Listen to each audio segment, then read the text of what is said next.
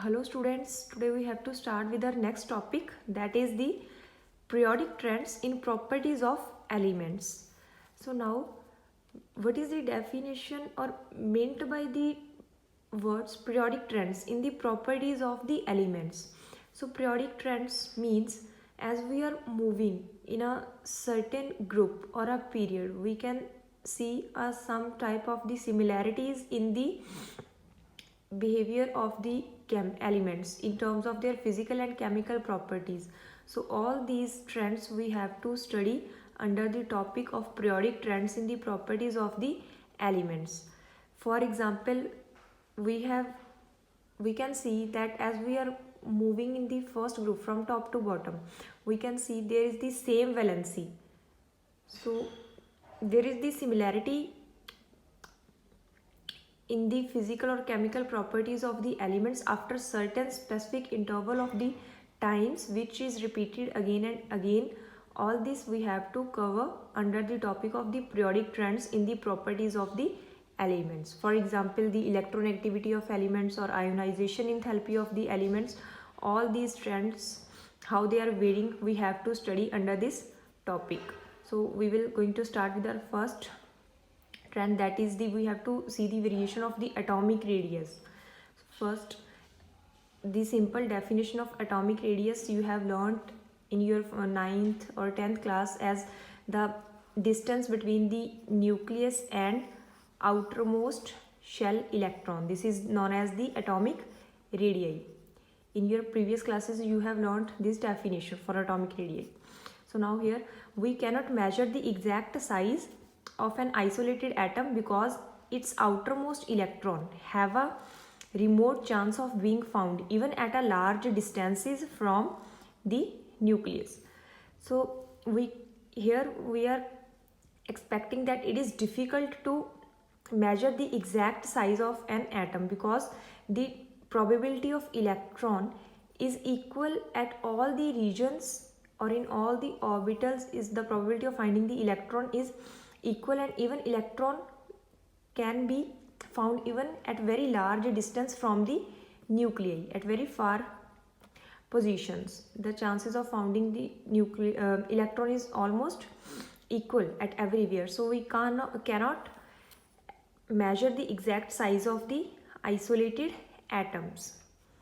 As also we can also understand that concept by taking the example of the dual nature of the matter. In when we have derived the relation between de Broglie, at that time we have also considered that the electrons are having dual behavior or dual nature, that it can behave like a wave or as well as a particle also. So electron can present in the form of the wave also in its outermost shell, or it can be present in the form of the particle also, and even though it can found at very large distances. So the boundaries of the atoms are not fixed. So according to that we can say that we are not able to find the exact size of the isolated atoms. So according to the probability picture of the electrons, an atom does not have well defined boundary. So to measure the atomic radii of an atom, it is taken in the bonded state. So that's why we are not taking the isolated atom. We always consider the atom is present in the bonded state, means having bond with any other atoms. So it will be easier for us to measure its size. So the different types of the atomic radius can be used based on the environment of the atoms, that is the covalent radii, van der Waals radii and metallic radius. So atomic radius is further classified on the basis of the environment of the atoms is covalent radii, van der Waals radii or metallic radii. And sometimes we also we have to read the ionic radii also. And then the first is the covalent radii. Firstly we will see the definition of the covalent radius. The half of the distance between the nuclei of two identical atoms joined by a single covalent bond in a molecule is known as a covalent radii. As you can see here that these two atoms are bonded by a covalent bond. Covalent bond always involves sharing of electrons, so here we can see this overlapping, and half of the distance between these two covalently bonded atoms, between the nuclei of these two covalently bonded atoms, gives us the covalent radii, or we can represent it as Ra is equals to daa divided by 2, where daa is the distance between these atoms, nuclei of these two atoms that are covalently bonded. So now two cases arises.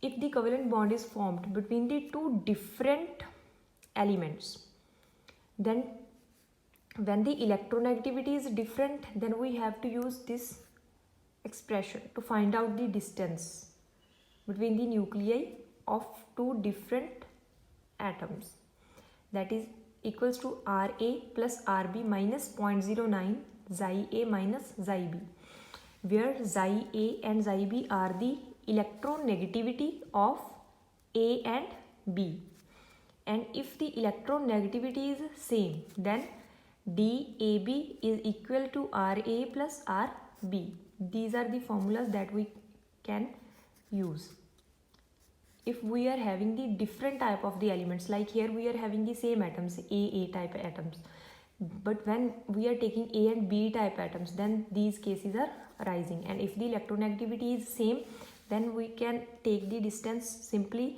DAB is equal to RA plus RB. Clear? And if we are having different electronegativities, then we have to use this relation. And the next one is the metallic radius. It is taken as 1/2 of the internuclear distance between the two neighboring atoms of a metal in a metallic lattice. So definition is same as we have seen in case of the covalent bond, but in covalent radii we have seen that there is the overlapping, but in metallic radii there is no overlapping. Simply the bond is formed and we have to take its half.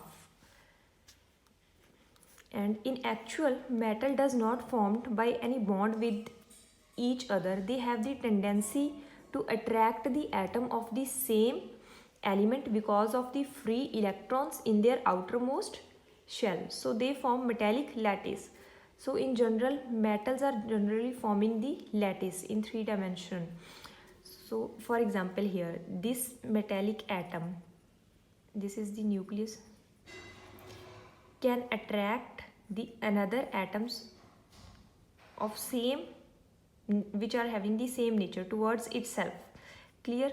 So that's why we can say that metals have the tendency to attract the other atoms because of the freely availability of outermost shell electrons.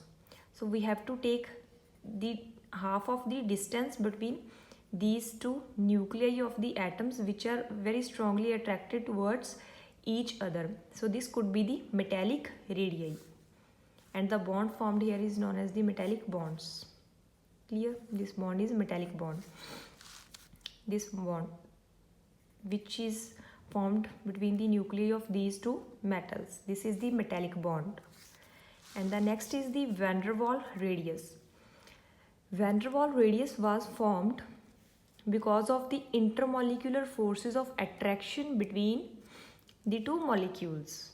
It was formed without any bond. Clear? Here we can take the example as Earth revolves around the sun. There is no specific bond that we can see, but still because of the gravitational forces, Earth is continuously revolving around the sun in an elliptical orbit. In the same way, we can feel the effect of the intermolecular forces, that are the forces of attraction between the molecules which keep them in bonding but without any bond. Clear? So van der Waals radius was formed because of the intermolecular forces of attraction between the two molecules, means these forces are holding two molecules but without any bond, and radii, van der Waals radii is equal to dAA1 divided by 2. Basically the distance between the nuclei of the two atoms, we have to take the half of this distance for van der Waals radius. Clear? Van der Waals radius was mostly used for inert gases. Inert gases are generally type of the gases which are not going to react because their configuration is totally stable. These are known as the noble gases such as helium, neon and argon. Clear? So in these type of the gases, in case of helium, in case of neon, the radii is of this type. The molecules are held together by the weak van der Waals forces. Clear? And the next one is, firstly we will see example. Because inert gases does not formed any bond, so it was difficult to find their radii. So we use the van der Waals radius to find their radii. Example of helium.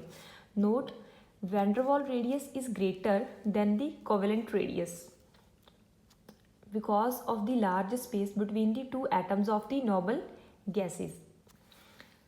That is, in case of van der Waals radii, there is the no overlapping and there is a large space between the two atoms, and in covalent radii there is the sharing of the electrons by overlapping of the atoms. So it is very clear from here that covalent radii is smaller as compared to the van der Waals radii, and if we have to make the comparison between the three types of the radius, that is van der Waals, metallic and covalent radii, then the correct order will be van der Waals radius will be greater than metallic radius and metallic radius will be greater than the covalent radius. So in this lecture we have discussed about the first periodic trend that we have to study.